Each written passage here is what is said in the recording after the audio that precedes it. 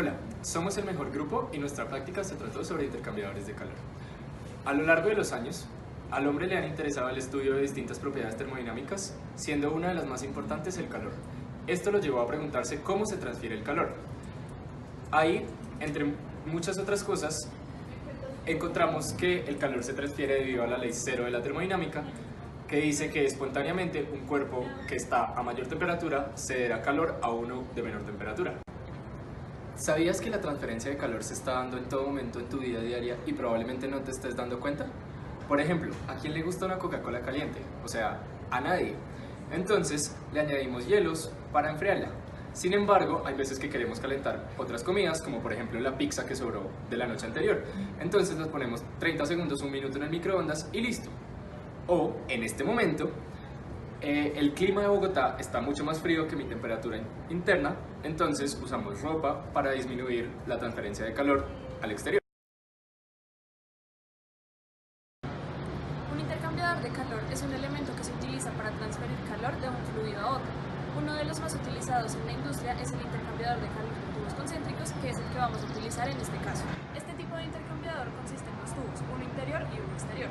En el interior siempre va a estar el fluido de interés y en el exterior se va a tener el fluido auxiliar, que se puede utilizar para calentar o enfriar el fluido de interés.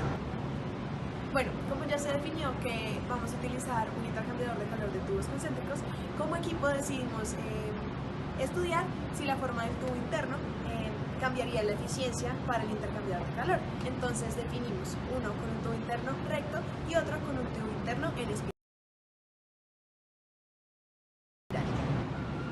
Adicionalmente, escogimos como producto el Milo frío, que es algo que le gusta a muchísimas personas, y para esto vamos a enfriar la leche. Bueno, para que el Milo cumpliera con las necesidades del mercado, realizamos las siguientes encuestas. La primera pregunta era ¿a qué temperatura se prefiere el Milo? Entonces, teníamos tres opciones. La ganadora fue de 10 a 14 grados centígrados. Después, que para un intercambiador de tubos concéntricos, si utilizarían un flujo cocorriente o contracorriente, la ganadora fue cocorriente. También que fluido auxiliar se utilizaría para el intercambiador de calor, el ganador fue agua. ¿Qué material se recomendaría para el tubo interno? El ganador fue aluminio.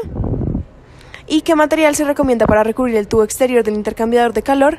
Y el ganador fue polietileno. Sin embargo, nosotros decidimos utilizar un tubo de PVC, que ya es un aislante y no caer en más costos. Uno de los factores más importantes al enfriar su bebida, las personas consideran que es el tiempo, porque quieren que sea lo más rápido posible, por lo tanto el tiempo ganador fue de 5 a 10 minutos.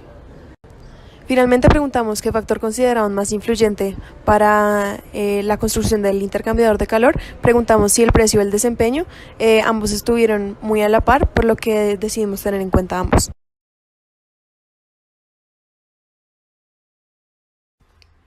Se sabe que para un intercambiador de calor de tubos concéntricos, los mecanismos de transferencia de calor que gobiernan son la conducción y la convección.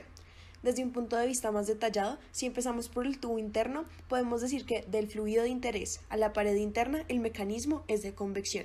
De la pared interna a la pared externa, el mecanismo es de conducción. Si continuamos con el tubo externo, del fluido auxiliar a la pared interna, nuevamente el mecanismo es de convección, y de la pared interna, pero en este caso del tubo externo, a la pared externa, el mecanismo es de conducción. Y finalmente de la pared externa al ambiente hay convección.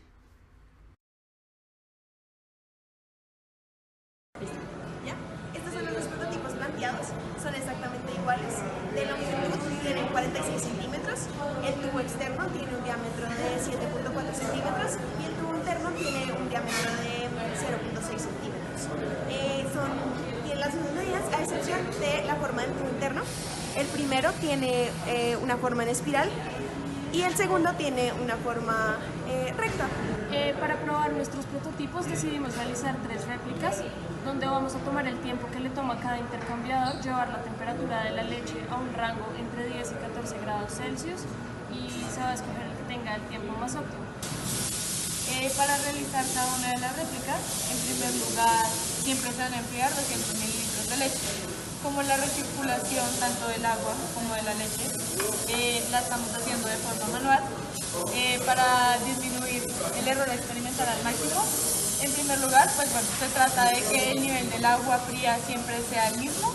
Y la leche, lo que estamos haciendo es que como sale tan rápido, al momento en el que salga del intercambiador de calor de unos 200 mililitros, los volvemos a recircular. Y así vamos a hacer todas las réplicas para que sean comparables.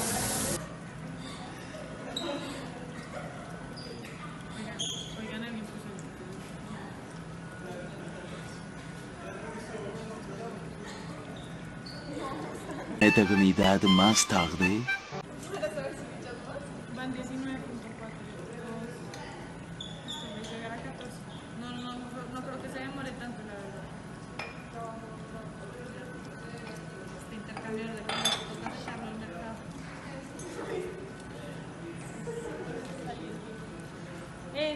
Ya. Estamos haciendo la segunda réplica del prototipo que tiene el tubo interno en espiral. Como podemos observar, ya va en 10 grados, 9 grados. No puedo creerlo, 9.4 grados. No puedo creerlo. 10 grados, no. ¡Qué eficiencia! Aquí está la prueba. Empezó en 21.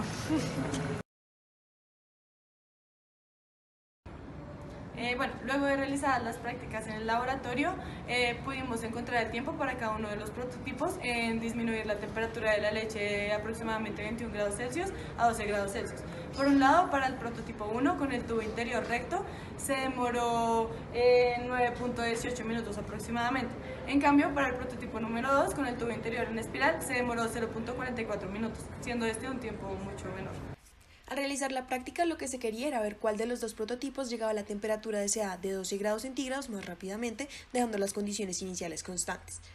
Con los resultados mostrados a continuación, calculamos la eficiencia para cada uno de los prototipos.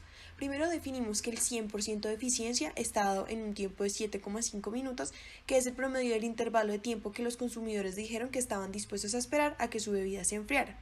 Partiendo de esto, realizamos una regla de 3 inversa para ambos casos, ya que se sabe que a mayor temperatura, menor tiempo y viceversa.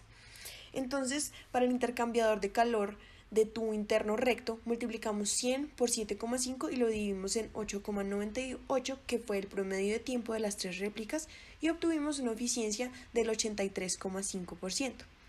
Y para el intercambiador de tubo interno en espiral, realizamos el mismo proceso. Multiplicamos 100 por 7,5 y dividimos por el promedio de las 3 réplicas, que fue de 0,32 minutos, obteniendo como resultado una eficiencia del 2.343,7%.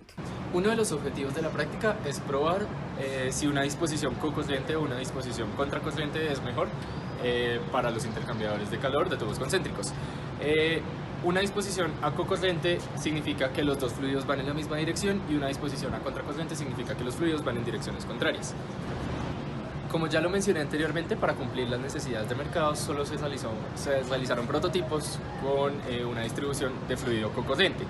Entonces no pudimos probar si era mejor el co-corriente o a contracorriente. Sin embargo, de la teoría sabemos que una disposición a contracorriente siempre va a ser mejor que una co-corriente si se quiere extraer la mayor cantidad de calor del fluido caliente, debido a que en una disposición co-corriente la temperatura de salida del líquido caliente está limitada a la temperatura de salida del líquido frío.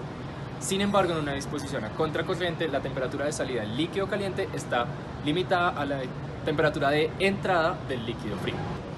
Lo que mencioné anteriormente implica que en una distribución de fluido contracorriente hay una mayor diferencia de temperaturas entre los fluidos que en una disposición cocorriente, lo que implica una mayor transferencia de calor. A la hora de hablar de si estos prototipos son viables económicamente, es importante aclarar que para construir ambos nos gastamos 80.000 pesos. En el prototipo que tiene la espiral nos gastamos 50.000 y en el otro 30.000. ¿Por qué pasa esto? Pues porque igual en ambos tuvimos que incurrir en los costos del PVC, del aluminio, de la soldadura y del pegante, pero en el de tubo en espiral pues tuvimos que mandarlo a que pues lo volvieran en espiral, y también que nos tocó repetir ese proceso aproximadamente como 4 veces porque el aluminio no es tan flexible y al momento de realizar esto pues como que se En rompió. conclusión, podemos decir que la forma del tubo interno sí influye en la eficiencia del intercambiador de calor, y podemos saber que el tubo en espiral fue el que tuvo la mejor eficiencia, y esto era de esperarse, ya que al ser en espiral el fluido de interés se mantuvo por más tiempo en contacto con el fluido auxiliar y además había más área de contacto. Adicionalmente, podemos decir que se creó un prototipo que cumpliera con las necesidades del mercado y fuera económicamente viable. También podemos decir que del prototipo de espiral sobrepasó las expectativas que se tenían, porque los clientes estaban dispuestos a esperar entre 5 y 10 minutos, y este logró bajar la temperatura de la leche en solo 20 segundos en promedio.